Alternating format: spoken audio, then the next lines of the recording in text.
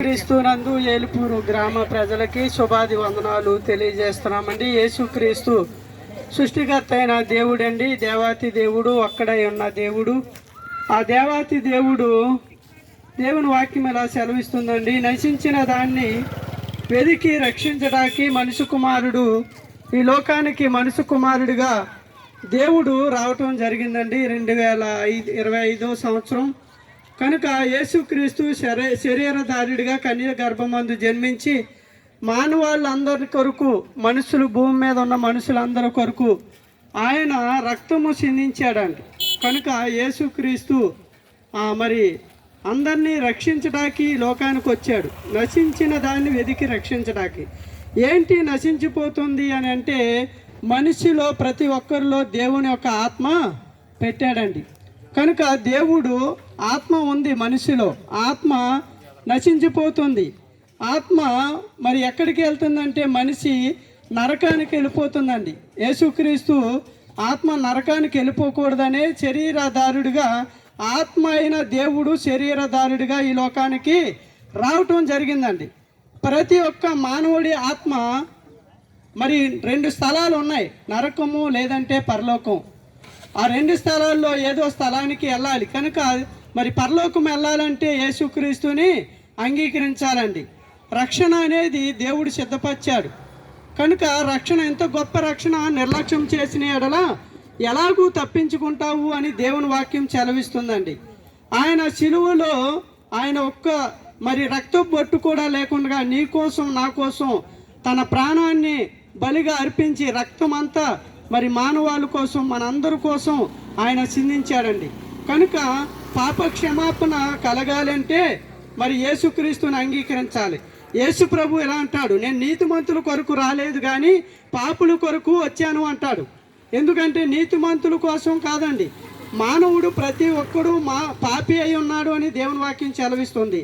నీతిమంతుడు ఒక్కడూ లేడు, అందరూ కూడా పాపము చేసి దేవుడు అనుగ్రహించు మహిమను పొందలేకపోతున్నారంటండి. కనుక యేసుక్రీస్తు ప్రతి ఒక్కడు మానవుడు, మనిషి ఏమై ఉన్నాడంటే పాపి అయి ఉన్నాడు.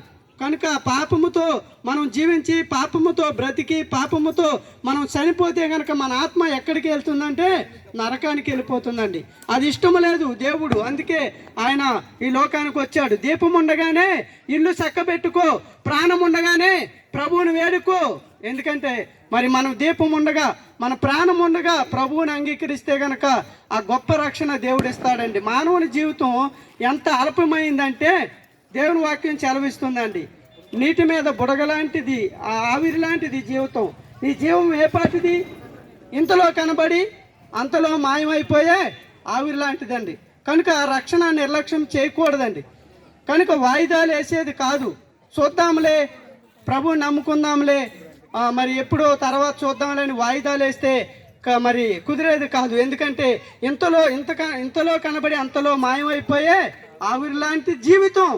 యేసుక్రీస్తు రక్షణ మరి పొందకపోతే, పాపక్షమాపణ పొందకపోతే మరి ఈ రాత్రి మరి ఏదైనా భయంకరమైన పరిస్థితిలో మరి మనము ప్రభు రక్షణ లేకుండా చనిపోతే కనుక మన ఆత్మ నరకంలో ఉంటుందండి. కనుక నరక శిక్ష నుండి తప్పించడానికి యేసుక్రీస్తు ఈ లోకానికి వచ్చాడండి. కనుక మరి ఆరోగ్యవంతుడికి వైద్యుడు కాదు కానీ అనారోగ్యం గలవాడికే వైద్యుడు కావాలి.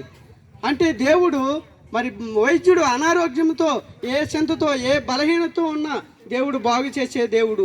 ఈ లోకంలో కష్టాలు, బాధలు, వ్యాధులు అన్నిటి నుండి విడిపిస్తాడండి. ఈ అన్నిటి కొంతకాలమే, కానీ శాశ్వతమైన జీవితాన్ని దేవుడు అనుగ్రహించాలనుకున్నాడు. యేసుక్రీస్తు ఈ లోకం మట్టికి ఏదో బాధలు తీర్చి, చింతలు తీర్చి ఆశీర్వాదం దయచేయటానికి దేవుడు కాదండి. అలాగనుకుంటే యేసుక్రీస్తుని ఎవరూ నమ్మక్కల్లా. మన ఆత్మ నిత్య నరకం నుండి తప్పించి యుగాలు మనం పరలోకంలో దేవునితో ఉండటానికి యేసుక్రీస్తు ఈ లోకానికి రక్షకుడుగా వచ్చాడండి. కనుక యేసుక్రీస్తునందు విశ్వాసం ఉంచండి, మీరు మీ ఇంటి వారు రక్షించబడతారు. ఆ పరలోకము నిత్యత్వం దేవుడు మనకి అనుగ్రహిస్తాడు. అట్టి కృప దేవుడు మీకు అనుగ్రహించునుగాక. ఆమేన్. స్తోత్రం స్తోత్రం దయగల తండ్రి ప్రేంగల నా ప్రభా నీ ఘనమైన పాదాలకు వందనాలు ప్రభా. ఇదిగోనైనా నువ్వు మమ్మల్ని అందరినీ ప్రభా ఈ యొక్క ఈ ద్వారా అందరినీ ప్రేమించి మరోసారి గ్రామంలో నీ స్వార్థ జరగడానికి ఇచ్చిన సమయాన్ని బట్టి నీ కృతజ్ఞతలు ప్రభా.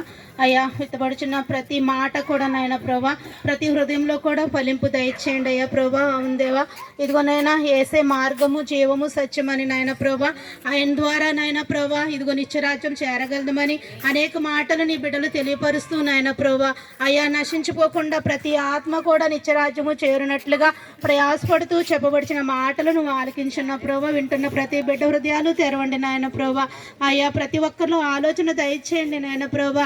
నీతి వల్ల ధర్మ కార్యాల వల్ల నాయన ప్రభ దేని వల్ల కూడా నాయన ప్రభ నిత్యరాజ్యం చేరలేమని నాయన ప్రభా ఏసు నామము నాయన ప్రభ ఒప్పుకుని నాయన ప్రభా అయ్యా రక్షణ పొందుకుంటే నాయన ప్రభా నిత్యరాజ్యం చేరుతామని నాయన అయ్యా చెప్పబడిచిన మాటను బట్టి నీ వందనాలు చెల్లించుకుంటూ ప్రభా వింటున్న ప్రతి ఒక్కరు హృదయాలు ఈ మాటల ద్వారా శాంతి సమాధానము నాయన ప్రభా ఒకనైనా ప్రభ నిరీక్షణతో నాయన ప్రభా ప్రతి ఒక్కరిని కూడా ఆకర్షించుకుని రక్షించమని యేసయ్య పరిశుద్ధ నామములో ఈ ప్రార్థన అడిగి వేడుకొంచున్నాము పరమ తండ్రి. ఆమేన్.